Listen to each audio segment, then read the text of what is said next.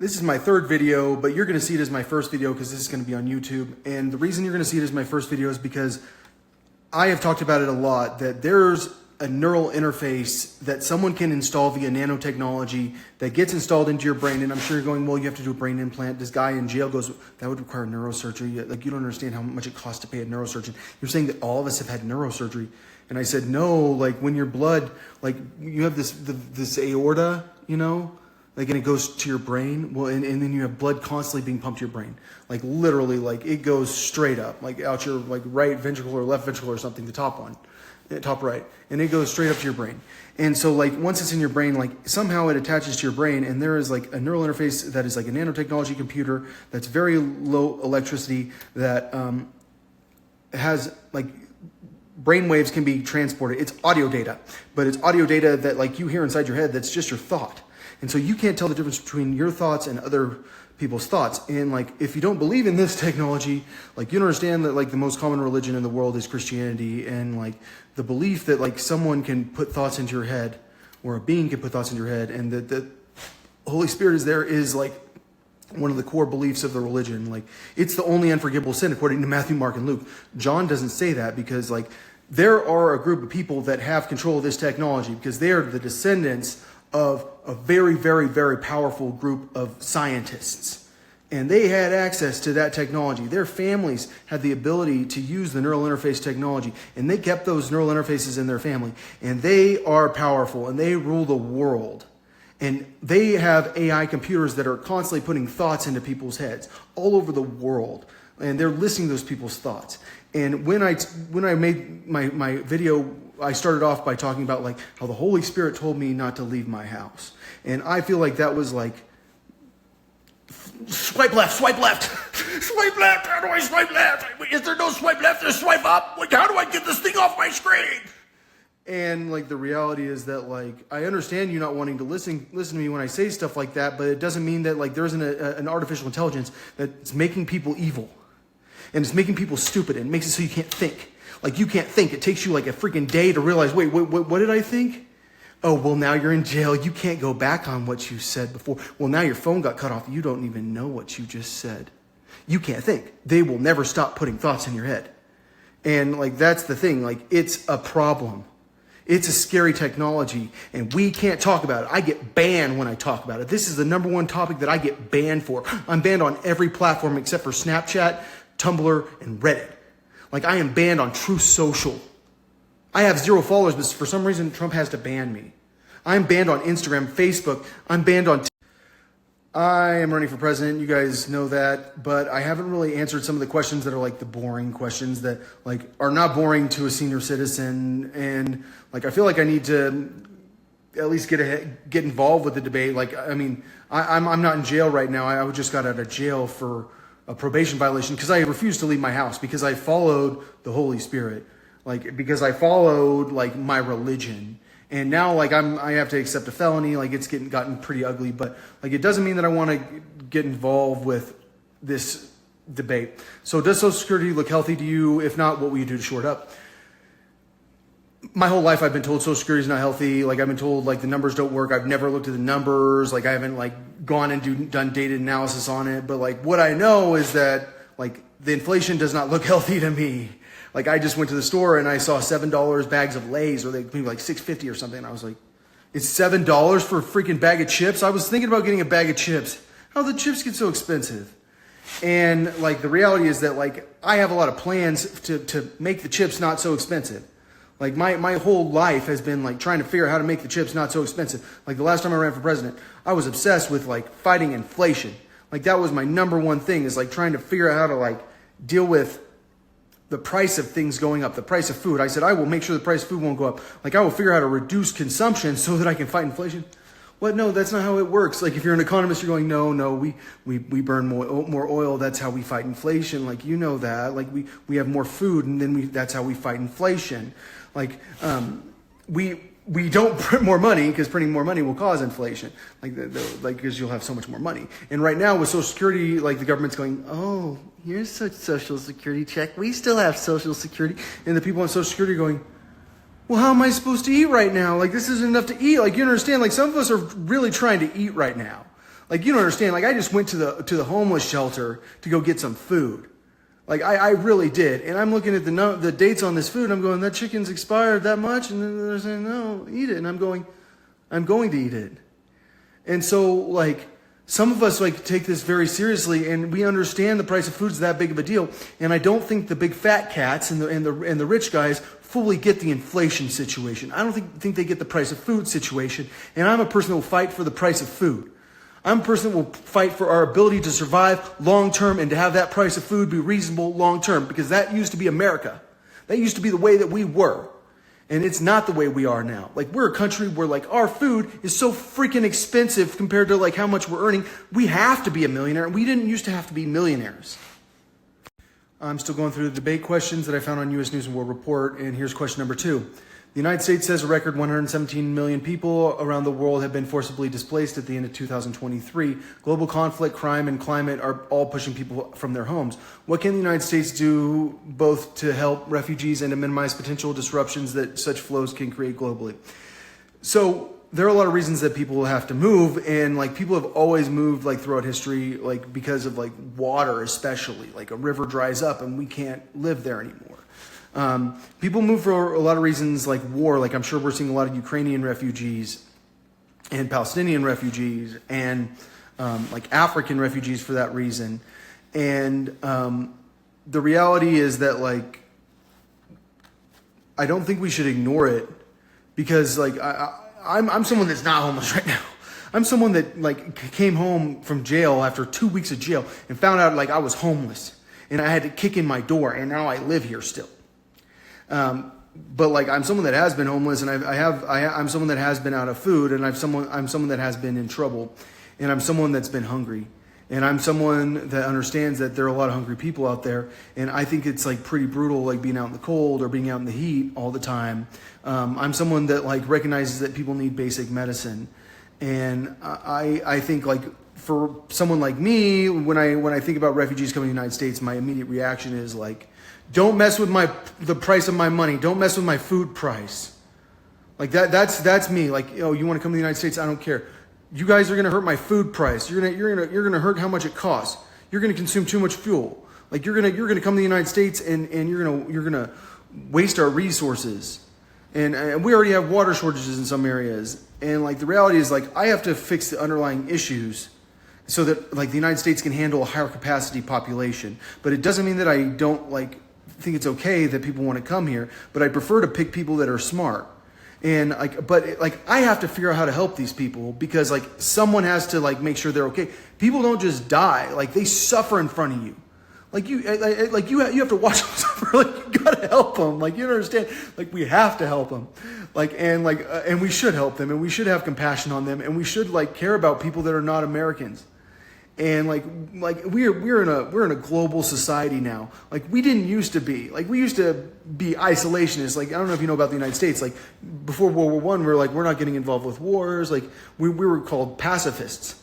And then like we ended up getting involved with wars. The next thing you know, like it's like, don't get the Americans killing people. we're gonna start getting a little crazy about our weapons. Oh, we get to kill people now. we got a little military minded. And I don't think that that's necessarily a good mindset. Like I think humanity. I'm still going through the debate questions. I'm on to question 4. Should the federal government take steps to make childcare more affordable? I've talked about my plan for childcare, which was like I'm a private business owner, and I'm going to launch a bunch of like Ys, or they're basically gyms where kids can go play after school, and I'm going to buy up a lot of like kind of real estate like that in like the hood, and I'm going to spread it out so that people can go drop off their kids for after school programs. Like back then, like I didn't know that I was a child genius that started to go to school like when he was still pooping his pants. Like just a little bit, not very often. I was almost good at not pooping my pants. I pooped my pants too many times. Wasn't that many times, but it happens on accident.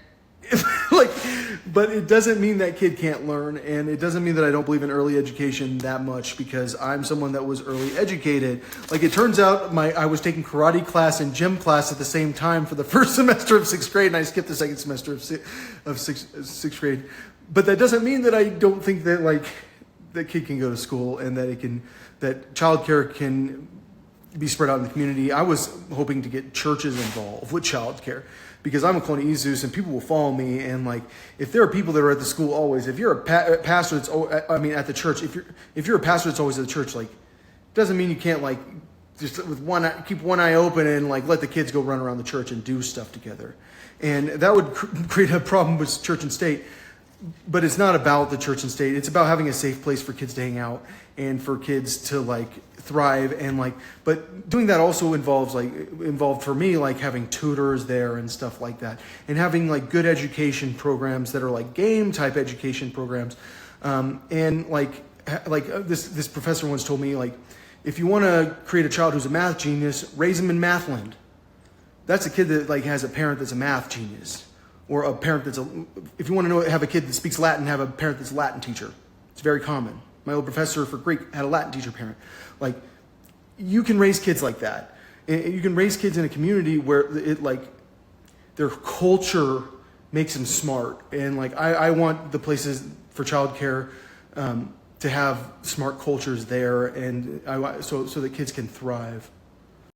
Question 5 is, if elected, what will you do to help ease the emotional and financial burden on family caregivers? If you guys haven't heard, I've been a caregiver for a very long time, like ever since college, like within 2 years after graduating from my undergrad, I was a caregiver for my mom and my dad. My dad had dementia back then, and my mom had multiple sclerosis. And like, I've cared for my mom like since like before college, like during college. Like, I used to drive her like because she'd say like, I can't lift my leg. Can you drive? So like, I was a little kid that drove all the time, like even before I turned 16. And I think that like no one fully gets like what taking care of a person with Alzheimer's is to someone that loves them a lot. And like, when this says like emotional and financial burden, I'm like, I wrote a book. I wrote a book about Alzheimer's. It's gone. It's called Will I Lose My Dignity? And it's about like trying to take care of this guy who's like a superhero who like can't open a door, and like everyone hates you because you're lazy. You don't even have a job. That guy can't open a door. He's dead if I'm not here.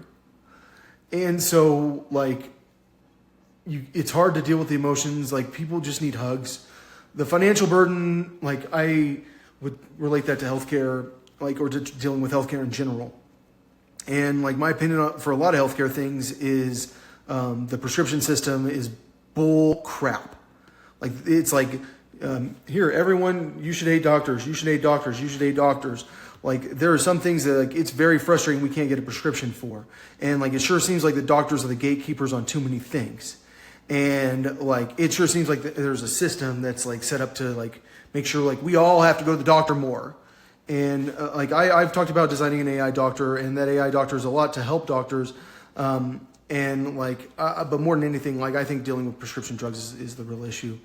And like dealing with like the requirements for like everything, and dealing with some of these legal holes that like are in the system that are made by lawyers that like really make you hate the law. Like, the law, you don't know who these people were that were writing these laws. Like, I think that that's what we're all realizing right now. Like, you don't know who the lawmakers are. Like, for me, like, I'm going, a lot of these lawmakers are very clearly pedophiles. And they're very clearly organized crime. And they're the type of organized crime that's mean.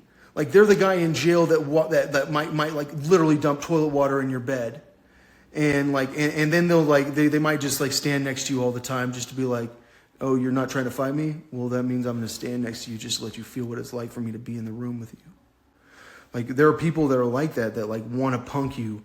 Like, they need to make sure that the police officer who beat you up while you're handcuffed is who does transport. Like, another topic I was going to discuss is the military. And as you guys know, our military is like all over the world. We have like troops in South Korea on the border of North Korea. We have troops in Germany. We have troops in the Middle East. We have troops in Japan. We might have troops in the Philippines. I assume we still do. They wanted us out of there, but we might still have them there. Like, I don't know where we have troops in Africa. Like, we have troops in Guam and Hawaii. Like, we have troops all over the place. And like, we have a Navy that's constantly moving always, and they're moving propellers to make the submarine go, and they're moving propellers to make aircraft carriers go. And I think my perspective on it, or I know that my perspective on it is that we're in a national security situation, and our national security situation has to do with water. I just talked about refugees, and I said that like we got to shore up our infrastructure if we're going to accept refugees. If we're going to like say, okay, you guys can just come here, we got to make sure we have the housing. We have to make sure the housing doesn't get too expensive. We got to make sure that like food prices don't get too expensive. And this plan involves making food price better. And like the idea is like I take the military ships and I replace the propeller with something called an impeller. And then some of it I'm pumping straight up, and some of it I'm pumping out there. And then the water flows to a high location. A lot of the time we want to pump directly up because I don't believe in fighting gravity. Well, I believe in only fighting gravity, and we don't want to fight like friction also. Like we want to go directly up because the Luxor Hotel has sideways elevators, and you do not want to do a sideways elevator. You want to go straight up. So I believe in going straight up a lot of the time, unless like there's a short distance straight up, and then we want to launch it. So we can set up our military and like in the Santa Barbara area and create a giant river of salt water. And then what we're doing is creating weather events. Or what we want to do is create weather events to have fresh water here and like fresh water wherever, because like we want to capture the water that goes in. And I think we can keep doing this. We can build these artificial mountains out of trash and like in dirt, and they have arches along the way to like hold in like a river reservoir. And along the way we have oysters, and if we can actually get the water all the way out there to Death Valley, then we have like fishing, and we have fish farms, and we make salt, and we cause storms by making water evaporate. And so I believe in it that much. I believe it's like the secret to the future. I believe that like I have no problem with refugees being in the United States if I can make sure that you guys don't screw up my food prices, because right now I've got screwed up food prices without a massive influx of refugees. And like I've got to figure out like how to make sure that like I can eat, and I'm a person that understands that you guys have to make sure that you. So when I talk about using the military, like I'm talking even more about like using everything. I'm using everyone, because I've talked about taking people's yachts and being like, oh, here's your tax, you're rich. Well, we got a new tax, and the tax includes your yacht, and I'm going to fit it with an impeller, and I'm going to pump water inland. And like before I was planning on trying to get the water to Death Valley, but then I started researching nuclear radiation, because I was thinking like, why can I hike in Texas with no water? Why do I not carry a Camelback in Texas? Ever. Like I just didn't care. But in Colorado, like I'm religious, like no, I can't hike a mile without a Camelback. And I realized that like it's not about the temperature. It's not like because I want to be in Death Valley desalinating water. That was the plan. But like now I've realized that I want to be at 6,000 feet desalinating water. And why is that? It's because of the radiation, and it's because of the nature of microwaves and smaller waves like gamma waves, and like the nature of like radiation or like that type of wavelength to not be able to go through barriers, because long range waves can go through barriers easier, like radio waves like FM and AM waves, which would be amplitude modulation waves. They're still the same type of waves, but they're the way that they take information out of the waves is different. So like if it's smaller waves, like ultraviolet waves are bigger than like X-rays and gamma waves, like they so ultraviolet rays can make it through things. X-rays and gamma rays can't, but like when you're at a high elevation, the X-rays can get through. Like when you're on an airplane, you're exposed to X-ray radiation. So like I realized that like the reason that the water was evaporating isn't because of heat, because like I was planning on trying to figure out how to make it heat. We're going to Death Valley, everyone. And then everyone was like, oh, that's a genius idea. He just figured out the secret. It turns out I didn't figure out the secret. It turns out that like thermal desalination does not work. It's very, very slow. Like you need radiation. Like you need a lot smaller waves penetrating it, and that's why if you're at a higher atmosphere, like you can evaporate water better. And so like this whole situation's complicated. It's very hard. Trying to figure out how to create weather events and to desalinate water is hard, but like once we do that, like we have so many opportunities for creating electricity and for saving the planet. And so I'm all about this. Like this is like the love of my life. This and like trying to figure out how to like build rivers underwater, because if the water is underwater, like from Colorado all the way to Lake Mead, can it evaporate? No, but does that mean that no one is going to have the evaporating water causing weather events? It rains near where the water is. Salt Lake City near Ogden has so much water because it's such a high elevation, and it's salt water and it's evaporating. And a lot of this plan is about creating food that's near you, because like when I talk about oyster and clam farms and having clam chowder all around this river of salt water, and then having it rain and using the oysters and clams to clean up the water, but then it's also creating food for us. And when we clean up the water, like we make it so it's better to have fish farms downstream. When I talk about that, like I'm thinking about how to feed people locally. I'm trying to figure out how to get people off gas. Like I'm trying to figure out how to like make it so that we have a sustainable future where I don't have to be afraid of like the lithium running out. Because like right now, no one's on electric cars, and the next thing you know, like we're all on electric cars. We don't have any more lithium batteries. We got a bunch of electric cars with no freaking batteries that we can't renew. And so like the reality is that I've got to figure out how to make sure that like I have a battery for my phone. And I'm afraid that someday we're going to use all our batteries on these monster trucks of Teslas, and we're not going to have batteries for our phones. And I want to have batteries for our phones. And so like I can try to solve battery problems, but until I've solved a problem, I don't believe in assuming the problem is going to be solved. Because apparently I'm one of the smartest people on the planet.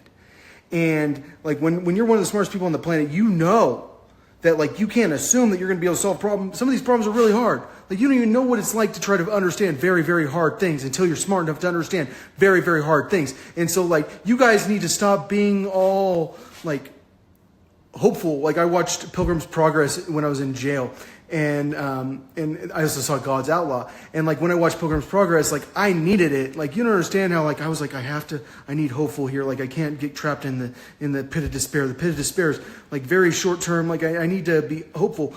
We need to be hopeful, but we need to be realistic. Like we need to stop and go, okay, well maybe we could theoretically not fix the problems. Like maybe we haven't solved them yet. We have a lot of people working on them. We have billions of dollars working on them. We haven't solved them. And until we solve them, we can't act like we solved them. So I need to make sure that we can solve them, but like it doesn't mean that I don't want to solve them. And I think this is one of the secrets to solving them. Because I'll transport stuff by ship. Like I don't know, you guys noticed I was talking about Tyre, like I was talking about the Bible, and I was talking about like Paul needed to travel by ship. It's because I know how people travel. Like they used to have to travel by ship, and then they get off, and then they like travel inland from there. Like they travel by ship, and then you travel inland. Like there's a road inland by horse, and buggy and stuff. Like you put your stuff in your horses carry it. But before that, you have to take the ship to get there, and then you go inland. The last item on my list is crime, and like.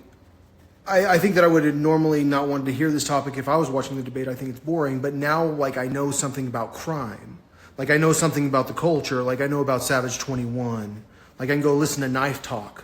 I can go listen to Drake, like Mob Ties, and so I know I'm good. Like I can listen to every single rapper, and I know that they're all gang members. I can listen to Kirk Franklin and all my folks say, and everybody who's been to jail that knows like goes, oh. He's a folk, like he's a gang member. And I can look at Shauna Ray, and I can look at Mimi Masha, and I can see that this girl's asking for help, and I can go, okay, like why is that? Like it turns out the sex trafficking business is that serious. And like I know the gang culture is that serious. So like this crime, there's an underlying cause of it. It's organized crime. Like it's that like that's how you are successful. It's that's how you get ahead. I heard this guy in jail. Oh, Amber Rose has babies with him and him. Both of those rappers have babies with Amber Rose. She was at the Republican convention. She was for Trump? Yeah, oh. Like, it was like a good thing she was at the Republican convention. Like, I didn't know that was a good idea. Well, she has babies with two rappers. Two of them impregnated her? What does she do? Just grab them and be like, you're coming in me. Apparently, Amber Rose makes sure she gets that cum. So pardon me for using that word. All I'm saying is that like there's an organized crime problem, and they're cloning little people, and they're cloning beautiful, intelligent girls, and they're selling like 180 IQ girls to like some freaking like warlord in India or something crap. You don't even know they have a warlord in India. Apparently they do, but probably the warlord be in Africa or in the Middle East or some crap. And they're making so much money selling like genius girls that don't know their age. And like, we can't talk. Like, no one can talk. Like, the media is that censored. We all know Kamala Harris is winning in the polls right now. Like, I'm seeing Christmas trees.